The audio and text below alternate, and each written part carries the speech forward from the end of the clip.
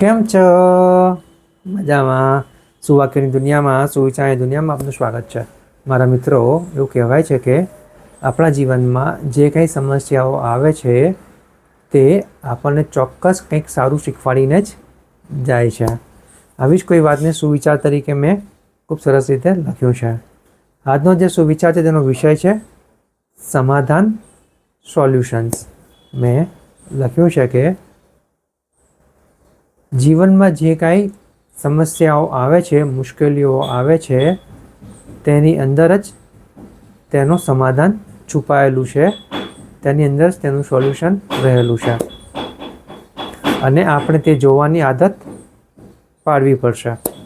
મારા મિત્રો, વાત ખૂબ જ સીધી છે, ખૂબ જ સરળ છે, એટલી જ મહત્ત્વની છે. અહીંયા જે વાત છે તે સમાધાનની છે, સોલ્યુશનની છે.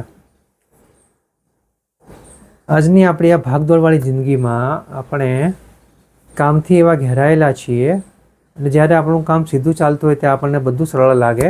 જ્યારે કામમાં ચડાવ ઉતાર આવે, કામમાં કોઈ તકલીફ આવે, કામમાં કોઈ મુશ્કેલી પેદા થાય, ત્યારે આપણે ગભરાઈ જઈએ છીએ, ડરી જઈએ છીએ અને જે સમસ્યા આવી છે, જે પ્રોબ્લેમ આવી છે તેનાથી ભાગવાનો પ્રયાસ કરીએ છીએ. અને જેમ ભાગીએ છીએ તેમ તે પ્રોબ્લેમ આપણને વધારે ઝઘડતો જાય છે, સમસ્યા આપણને વધારે ઝઘડતી જાય છે.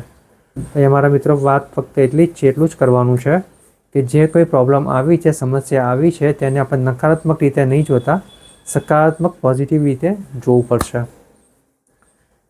કારણ કે જો આપણે પ્રોબ્લેમને પ્રોબ્લેમ તરીકે જોઈશું, તેની પર ધ્યાન આપીશું, જરા વિચારીશું, શાંતિ રાખીશું, તો આપણને દેખાશે કે જે સમસ્યા આવી છે, જે પ્રોબ્લેમ આવી છે, તેની અંદર તેનું સમાધાન, સોલ્યુશન છે. પણ તેના માટે શાંતિ બનાવી રાખવી, ધીરજ રાખવી અને સકારાત્મક વિચાર રાખવા ખૂબ જરૂરી છે. અને આ જે કંઈ સમસ્યા આવી છે તે ચોક્કસ જ આપણા જીવનમાં કંઈક ને કંઈક નવું શીખવાડીને જશે, જે આપણા જીવન માટે ખૂબ અગત્યનું હશે. પેલું કહેવાય છે ને, જે સીધું જીવન હોય છે તેનો કંઈ એટલો રોમાંચ નથી હોતો, પણ જે સમસ્યાઓથી ભરેલું જીવન હોય છે, ચડાવ ઉતારવાળું જીવન હોય છે, તેમાં ઘણો બધો રોમાંચ હોય છે અને જીવન જીવવાની મજા તેમાં જ આવે છે.